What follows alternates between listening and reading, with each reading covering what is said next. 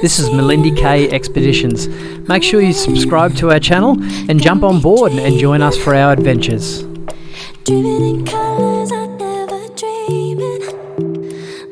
Operational, but we've got a long way to go. I've got steering. I don't have any backup steering. Excuse me.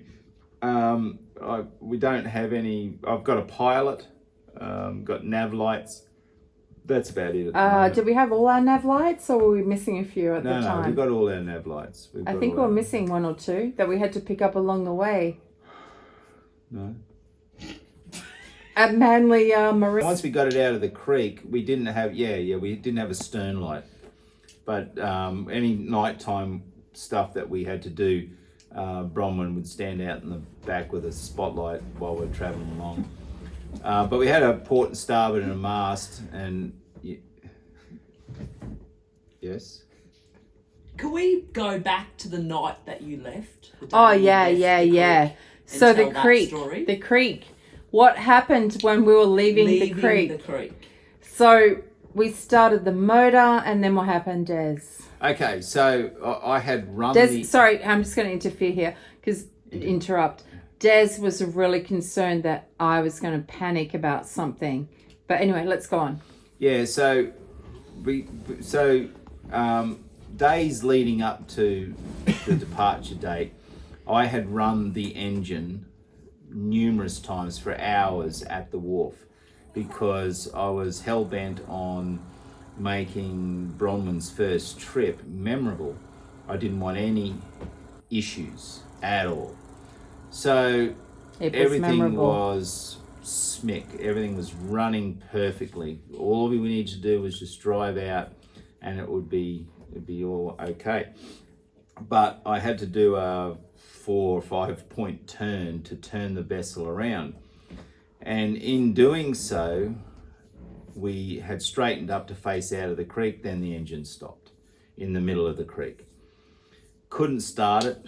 Why? I have no idea. But we're in the middle of the creek and we're starting to drift backwards. Towards the rocks on the marina. There was a pile against the bank, which I needed to then jump over the side with a rope and swim around the pile and back to the boat to try and tie it up to the pile so we didn't drift down the creek aimlessly.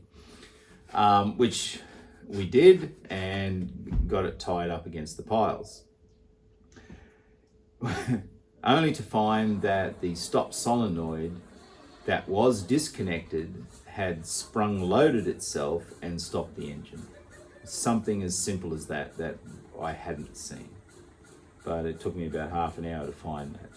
Pulling off the injectors and... Once I discovered that, then we started her up again, and then we were good to go. We drove it out of the creek. And it was pretty scary because we did hit mud and we did stop. We actually did stop. So why the push to get out of the creek at that time? Because of the draft of Malindi K, there was only 4 or 5 tides a year that we could actually get the vessel in and out of that creek. So there was a good tide on that day, so it had to go.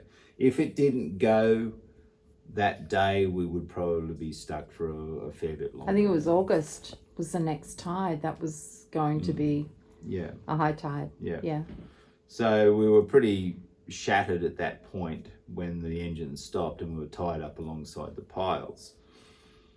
But once we got it going again, I was looking at the tides and thinking, we can still make it. Because I did not want to hit the mouth of that creek on a falling tide. We still had about 20 minutes of flood tide, and I thought, let's still do it. And as it was, when we got to the mouth of the creek, there was some shallow spots where she came to near a stop with full throttle. We probably got down to about a knot and got over a shallow section, and we ended up getting out, which was fantastic. Been sitting for a few years, but the old girl still goes beautifully.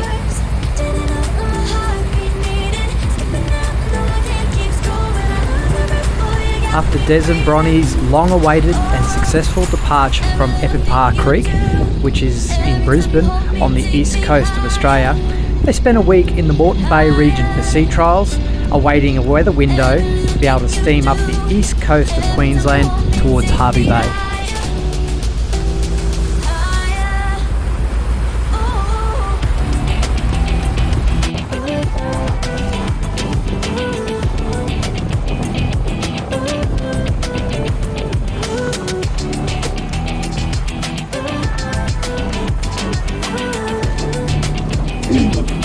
Yeah, the cream looks great, doesn't it? You have to be kidding. Lost his rod over the back of the boat, dragged it up with the anchor, and looks like it still has the fish on.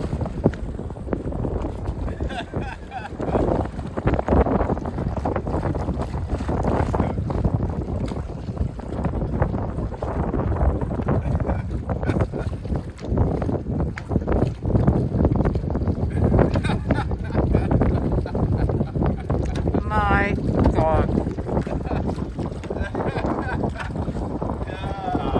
How clever is that?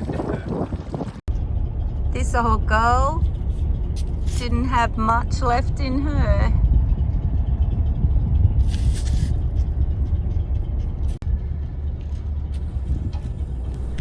As Bronny has pointed out, the old anchor had had her day.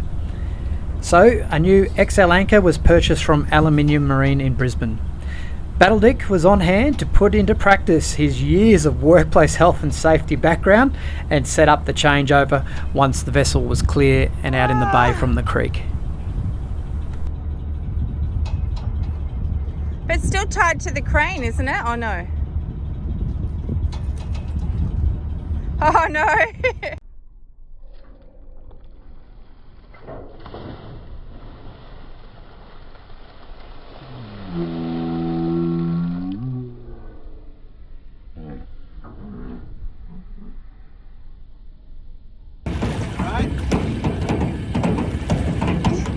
Yeah, I didn't know what that was. It's mud. Oh my God.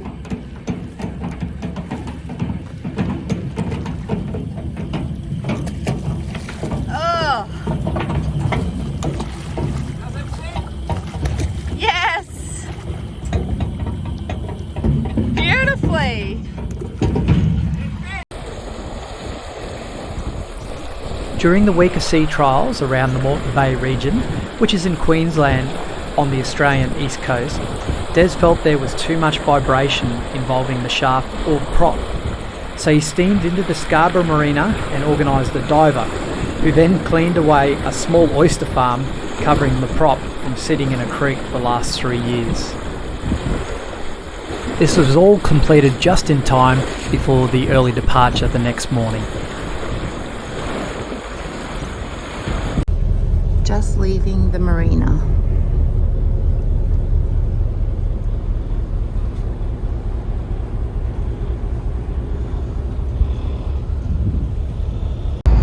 Just heading out through Deception Bay towards Bribie. That's Bribie Island in the distance.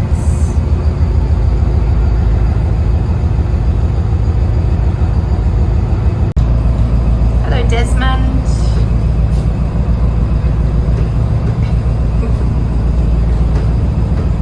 Just coming around Bribie Island. Sun is coming up. There's Moreton Island over there.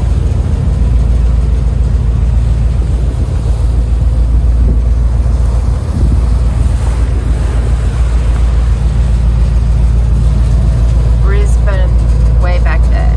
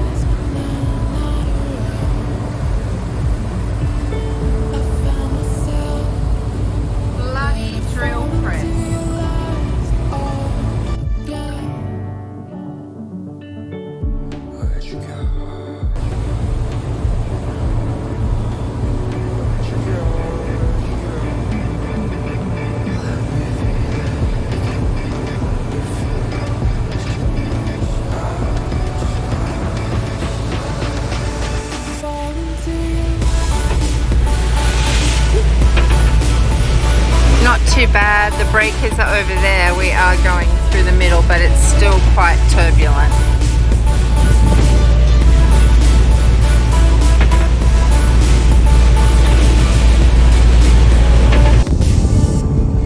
Just pulled up to anchor and we've been visited by dolphins.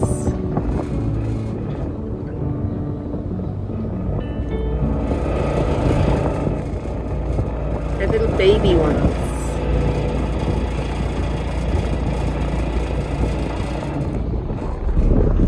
This is our anchorage for the night.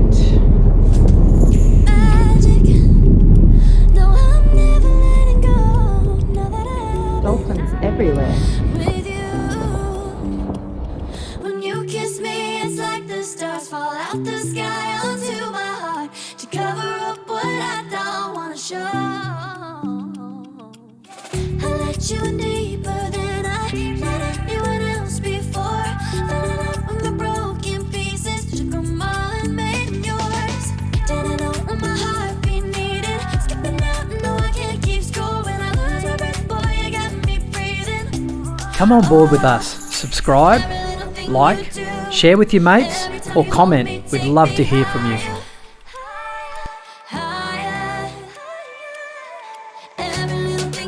For Malindi K Expeditions, this is just the beginning. Oh, you take me higher. You take